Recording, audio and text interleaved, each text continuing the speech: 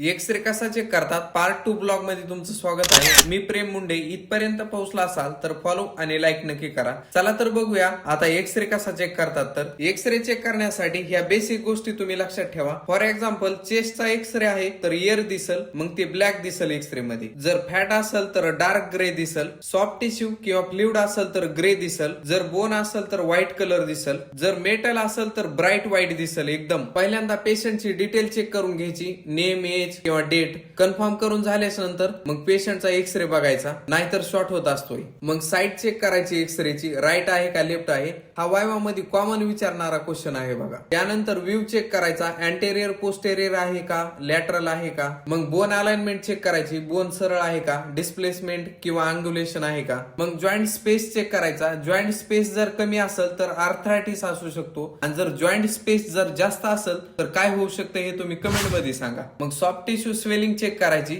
आणि fracture check करण्यासाठी ही गोष्ट सर्वात महत्वाची लक्षात ठेवा. आता जी लाईन मेन दिसणारी होती व्हाईट कलरच्या वरती, जी मी पहिल्या ब्लॉग मध्ये सांगितली, जर तुम्ही तो ब्लॉग बघितला नसेल तर नक्की जाऊन एकदा बघा, म्हणजे हे तुम्हाला सर्व समजेल. फ्रॅक्चर लाईन शोधण्यासाठी ब्लॅक लाईन किंवा ब्रेक कॉर्टिक्स कंटिन्युटी डिस्टर्ब आहे का हे चेक करावं लागेल, म्हणजे आपल्याला समजून येईल की हे फ्रॅक्चर आहे का नाही. तर ही गोष्ट तुम्ही लक्षात ठेवा. जेवढे तुम्ही जास्त एक्सरे बघताल तेवढं तुम्हाला जास्त अनुभव येईल आणि जास्त लवकर समजन. अशाच गोष्टीसाठी तुम्ही फॉलो करून ठेवा. चला तर भेटूया आणखी नवीन एका व्हिडिओ मध्ये. तोपर्यंत सर्वांनी काळजी घ्या. Bye bye guys.